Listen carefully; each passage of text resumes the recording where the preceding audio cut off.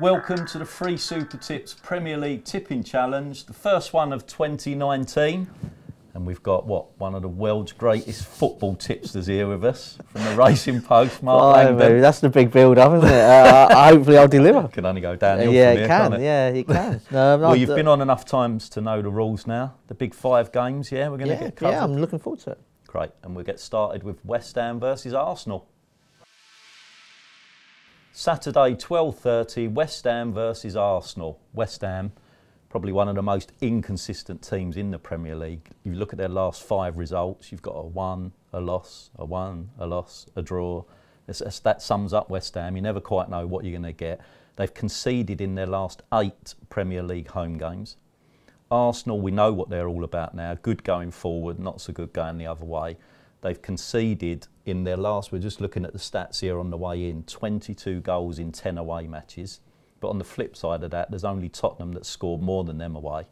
So we think this game's got goals in it. It's going to be a good start to the weekend. For a correct score, we're going for 2-2. And for our main bet, we're going to go over 2.5 goals and both teams to score. I quite like that. I can see the angle definitely for the overs and both teams to score. I'm just going to take on Arsenal, so I'm going to go for West Ham and draw, double chance, 2 ways to win on this one. Arsenal have only won 1 of their last 6 away in the Premier League. I know they've had a few injuries and maybe that's held them back, but 1 clean sheet in their last 14 Premier League games in total. That came, of course, against the Huddersfield team, the worst in the Premier League. So I'm looking at West Ham. They're not a team I like to back when they're short odds, but I give them a chance at sort of bigger prices. They've drawn with Chelsea. I thought they were unlucky when they lost to Tottenham. Of course, they beat Manchester United in one of those sorry away days for Jose Mourinho. And I think this London derby could be very close, certainly closer than the betting suggests. I'm going for West Ham not to lose. Saturday, 5:30, Chelsea versus Newcastle. Chelsea, they've only lost once at home, that shock defeat against Leicester. Struggling a bit in front of goal at the moment, is so reliant on Hazard. I was looking on the way in actually at the top scorers, and it's got the top 25 players on the list, and there's only 1 Chelsea player in there. Morata's it's not really worked for him. Giroud hasn't worked for him either, really, is it? Which is why they look like they're trying to get someone in January. Desperately need it, don't they? Newcastle away from home, they've only scored 8 in 10.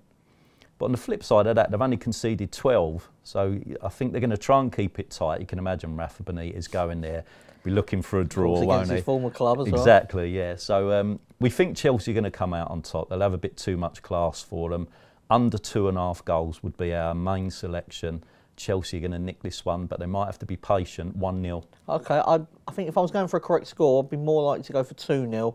Just maybe Newcastle, as they chase the game at some point, maybe get done on the counter-attack. But I think the best bet here is Chelsea to win and under 3.5 goals. So I think we are thinking here along similar lines. I was just looking at the stats really in terms of Chelsea. Since they took that hammering at Tottenham and when they were awful, and Maurizio Sarri said, that they were only being 15 Premier League goals in their 8 matches. They've definitely tightened up defensively. I thought they were unlucky to lose against Spurs in the League Cup on Tuesday, 1-0. The problem is that Hazard does all of his best work just outside the box.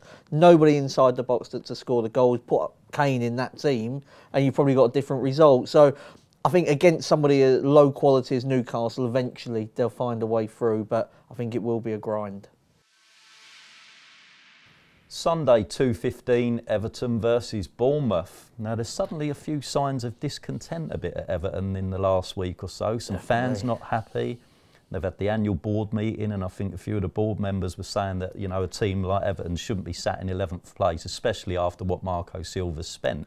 On paper, they look like they've got a fair squad, but as we say, sat in 11th, that's not good enough. No. Bournemouth, we know what they're going to bring to the party. Eddie Howe's team, they love to play football.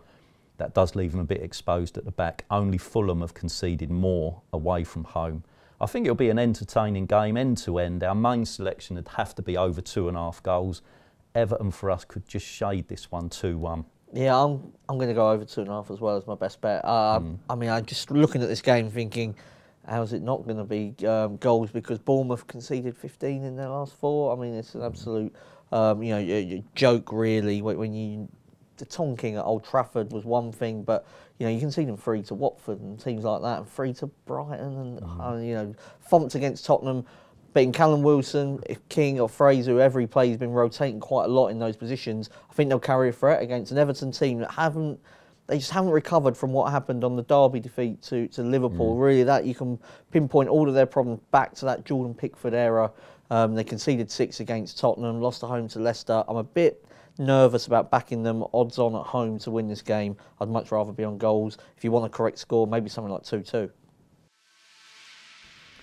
Sunday 4:30, and it's our 2 teams against each other. Tottenham and Manchester United. Get a couple of stewards in. Separate us. First real test for Ole Solskjaer this. You know, he's had certainly an easy start to his career. I don't think he had to do a lot really other than get the forwards' confidence built up again and just had to not be Jose Mourinho. Just basically bring some smile back to the team and let the forwards do their stuff. The ability's been there for long enough. What he can't rectify at such a short time is the defence. I mean, I've supported them for many, many years. I don't remember a defence this bad. I don't think that's going to be sorted until they delve into the market. This game hurts me to say, but I think Tottenham are going to come out on top. They're playing some exceptional football at the moment. They've scored 15 goals in their last 4 matches. That's the sort of team that's going to expose our weaknesses. I'll say how. So we're going to go for a Spurs win. I can barely say it. And for a correct score, 3-1. Okay. Well, I mean, Tottenham of course won the reverse fixture 3-0. I mean, there are odds against in places to win this game, even around about even money. I think that's more than fair. I mean, Tottenham have proven themselves to, you know, not obviously in terms of history and you know what the teams have won even recently, but I think over a course of the season, Tottenham have proven themselves to be better than Manchester United. They're 10-point superior in the table. They've won 15 of their last 18 matches. They've won 7 of their last 8 home matches. You know, this is a team that's won their last 3 home matches against Manchester United. My one concern is the fact that they had a hard game on Tuesday. United have been sunning themselves in Dubai, which is all right for some, but I think they could be caught cold at Wembley. I think Tottenham are a fair price to win the game. We finish with some Monday night football. Manchester City versus Wolves. Now, Man City, they've recovered from that dreadful December where they lost 3 times, you know, surprise defeats against Palace, Leicester.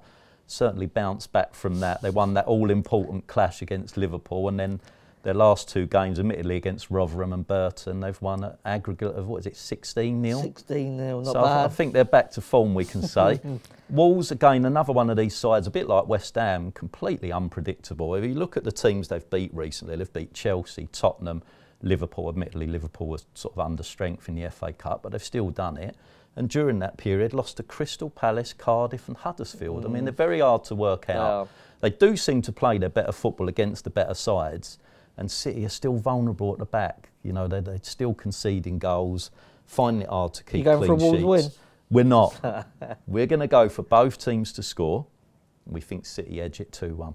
I mean, I agree in terms of I think it's going to be a lot closer than the betting suggests. I mean, you know, there's no way I'll be putting City in my sort of Monday night accas or weekend accas. I mean, you know, you can back them at 5s on against certain teams, and they've come up shorter odds than that against Crystal Palace. But I mean, this is a Wolves team that's dangerous. You know, they've, as you mentioned, taken points off of all the big teams, bar Liverpool, and then they knocked them out of the FA Cup. They've won at big odds when they, of course, beat Tottenham at Wembley. So this is, I think, trickier than the odds suggest. Not brave enough to go for a Wolves win. I did look at the draw, and it's a runner, but I think my best bet here is to back Manchester City. You can back team total goals, so I'm going from under 2.5 Manchester City goals. I know they scored 16 in their last 2, but actually in terms of the Premier League, that bet's copped in 5 of their last 7 matches. I think Pep Guardiola just takes any kind of win here. I don't think that, you know, he will understand this is a tough game, and I'm going for Wolves to you know, to put up a real good fight at the Etihad. Probably not good enough to get anything though. So we could be in line with a 2-1 correct score then. We could both have it off in this one. So I hope you've enjoyed that. Massive thank you to the world's greatest football tipster, Mark Langdon. Well, thank you. Thank you for the billing anyway, at least. We'll see how the results go, and I'm sure there'll be a few might be the texts. world's worst football tipster come the end of it. If you've enjoyed this, please subscribe to our YouTube channel, and all that's left for me to say is enjoy your Premier League weekend.